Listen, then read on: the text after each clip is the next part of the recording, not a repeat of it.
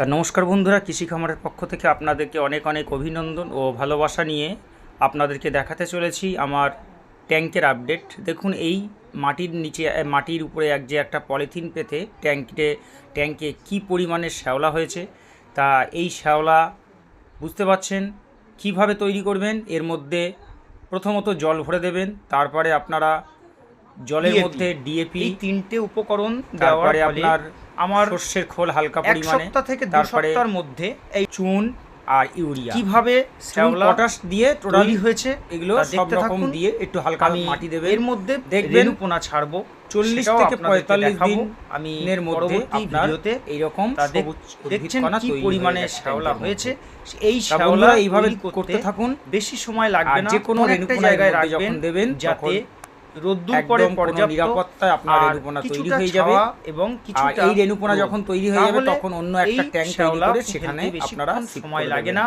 তাহলে আপনারা এইভাবে বুঝতে পারছেন বন্ধুরা, খুব ট্যাঙ্ক সহজ তৈরি পদ্ধতিতে করে মাছ চাষ করুন। শ্যাওলা তৈরি করে আর যে কোনো রেণুপোনা ভিডিওটি ছেড়ে ভালো লাগলে আপনারা তৈরি লাইক করতে পারবেন, ও মাছ শেয়ার করতে ভুলবেন না। ধন্যবাদ। সবাই ভালো ধন্যবাদ, থাকবেন, সবাই ভালো থাকবেন, সুস্থ থাকবেন। সুস্থ আর ভিডিও থাকবেন। ভালো লাগলে একটা লাইক দেবেন। ধন্যবাদ।